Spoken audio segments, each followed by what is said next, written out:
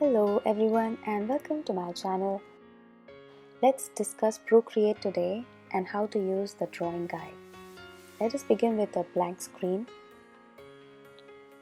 So first, let's go to the actions by clicking on the wrench. Then choose canvas, and then in order to switch on the drawing guide, just click the toggle on. And you will find a default grid on the screen, but you find more options under Edit Drawing Guide. So this is all the options that you have. So for the main four options, we have 2D grid, isometric, perspective and symmetry, and you can switch just by clicking on them. So let's start with the 2D grid, and first we choose the grid size. You can choose between the minimum, maximum, or you can even give a exact number of pixel, inches, centimeter, millimeter if you have. For example, I choose 40 pixels. And then you can choose the color. So we have the whole range of color from black to white, and depending on your background color of your art, you can choose the color for your grid. You choose black, and another option you have is to make it lighter by changing the opacity level. So you can choose to make it less and your lines will start to look lighter. Some other options you have is to move the center by moving the blue dot, and also rotate the grid by moving the green dot. So you can choose however you want it. And you will find this option of assisted drawing, and if you choose that, then it helps you control and will constrain you to draw only within these vertical and horizontal lines, just like this. To show the difference, let me switch it off, and we see that now when we draw, we can draw all the curves and it doesn't constrain us anymore.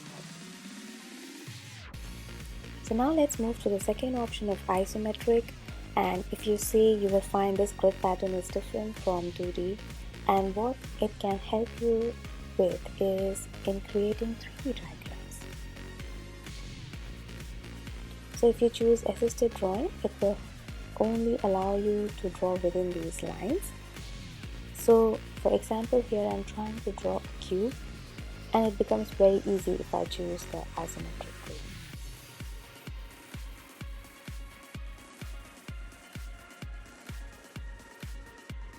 Next, let's check out the perspective, and for perspective is you can choose certain places on the screen from where you want the perspective to start from.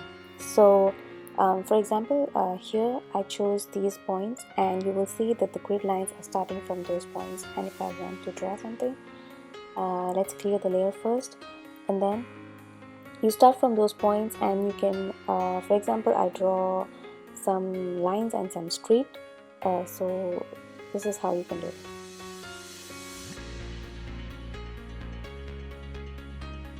So now we move to the fourth option, that is symmetry, and as the name suggests, whatever we draw on one side will be reflected on the other based on the other options that we're choosing.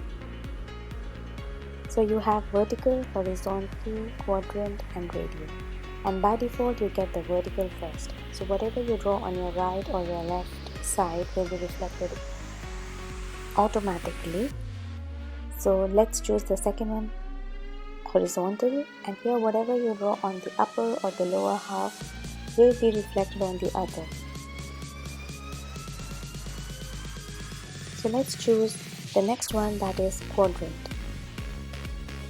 So here the screen will be divided into 4 quadrants, and here each quadrant, whatever you draw, will be reflected on the other 3. The fourth option is radial, and here it divides into 8, and whatever you draw on one will be reflected on the other 7, just like this. Important option we have is the rotation, and if you select that, then you will find one difference. Let me show it to you. When you select that, you will see that the reflections are no longer flipped. In the others, you will find they are mirrored and they take a flip, but here it's exactly the same.